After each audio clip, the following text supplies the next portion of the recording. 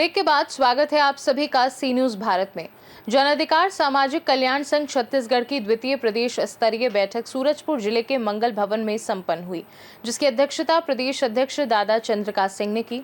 बैठक में प्रदेश के बेरोजगारों को रोजगार उपलब्ध कराना, बस्तर और सरगुजा अंचल के स्थानीय लोगों को नौकरी में प्राथमिकता देना, निजी स्कूलों की मनमानी फीस वसूली पर रोक लगाना, अंबिकापुर बरवाडीह रेल मार्ग को जोड़ने वाली लाइन की स्वीकृति प्रदान करना, दैनिक वेतन भोगी रसोइया और सफाई कर्मियों को कलेक्टर दर पर वेतन देना, प्रदेश के लिपिकों की वेतन विसंगति और शिक्षक एवं सहायक शिक्षकों की वेतन विसंगति दूर करना, युक्तियुक्तकरण से प्रभावित शिक्षकों को उन्हीं के जिले में पदस्थ करना, मोदी की गारंटी के तहत पंचायत सचिवों को शासकीयकरण देना, मनरेगा में कार्यरत रोजगार सहायकों को अनुभव अंक बहाल करना, आंख के ऑपरेशन में पारदर्शिता बरतना, राज्य कर्मचारियों को देय तिथि से महंगाई भत्ता और पेंशनर्स को राहत देने संबंधी आदेश जारी करना जैसे मुद्दों पर विस्तार से चर्चा हुई और निर्णय लिए गए।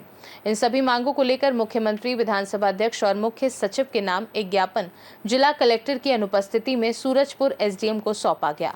सूरजपुर में आज की मीटिंग में 1 से 20 तक के एजेंडे रखे गए थे, जो एक सामान्य आदमी और आम जनता से रिलेटेड भी थे और कुछ यहाँ के अधिकारी कर्मचारियों से भी संबंधित थे। उस संबंध में हमने माननीय मुख्यमंत्री और माननीय विधानसभा अध्यक्ष और माननीय चीफ सेक्रेटरी को माननीय कलेक्टर महोदय के द्वारा पत्र प्रेषित कर दिया है। मुख्य मांगे क्या क्या थी? मुख्य मांगे हम लोग ये है कि छत्तीसगढ़ में बढ़ती बेरोजगारी के अनुपात में यहाँ के स्थानीय निवासियों को रोजगार मुहैया कराया जाना चाहिए। विशेष करके छत्तीसगढ़ और हमारे जगदलपुर एरिया में स्थानीय युवकों को नौकरी में मौका देना चाहिए। हमारे यहाँ कई कर्मचारी संगठन हैं, जैसे शिक्षक लोग हैं, बाबू लोग हैं, रोजगार सहायक, रसोइया, सफाई कर्मी, पंचायत सचिव इत्यादि लोगों के वेतनमानों में विसंगति है, उसको भी हमने लिया है, उसको विज्ञापन में सम्मिलित किया है। मैं आपको बताना चाहूँगा कि प्रदेश में बहुत समस्याएं हैं जिससे आप भी वाकिफ़ हैं या कि जनता भी वाकिफ़ है। उदाहरण के लिए हमारे बेजेज के जो कर्मचारी हैं उनके नियमितीकरण की बात है, हमारे बेरोजगार जो साथी हैं उनको रोजगार देने की बात है, रसोइया जो लोग हैं उनके मानदेय में कलेक्टर दर देने की बात है। और मैं आपको बता दूँ, निजी जो नेत्र चिकित्सालय है उनकी स्थिति ये है कि जब कोई भी मरीज ऑपरेशन, आँख का ऑपरेशन कराने जाता है तो उसको लेंस का क्राइटेरिया तो बता दिया जाता है कि 5,000 से लेकर 1,20,000 तक है और अपनी क्षमता के अनुसार व्यक्ति तय करता है कि हमको ये वाले लगाने हैं। लेकिन मैं आपको बता दूं कि इसमें कहीं पारदर्शिता नहीं है। वो लेंस कितने का लगा रहा है न तो मरीज को मालूम है, न तो उसके अटेंडर को मालूम है। जब सरकार आपके आधार कार्ड को आपके अकाउंट से लिंक करा सकती है, आपके पैन कार्ड को आपके अकाउंट से लिंक करा सकती है, तो ये ऐसे मामलों में जहां जनता का सीधा शोषण हो रहा है उस पर सरकार क्यों गंभीर नहीं है? ये मुद्दे भी हमारे में है कि इस पर सरकार बैन लगा और एक फोटोग्राफी हो उसका कि ये हम लेंस लगा रहे हैं।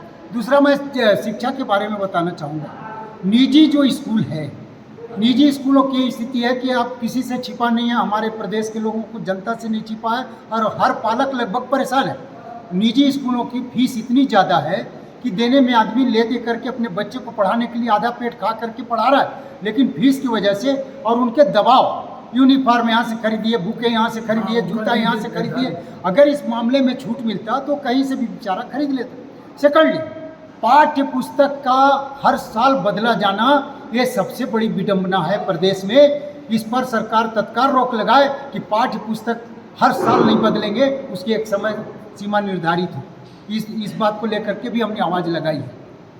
सूरजपुर से सी न्यूज संवाददाता सुरेंद्र साहू की रिपोर्ट। ये बैठक संघ की जनहित के प्रति गंभीरता और प्रदेश के सामाजिक मुद्दों पर उसकी सक्रियता को दर्शाती है, जिससे आम जनता को न्याय और अधिकार मिलने की उम्मीद जगी है। इस खास रिपोर्ट में बस इतना ही। देश दुनिया की बाकी खबरों को जानने के लिए आप देखते रहिए सी न्यूज भारत।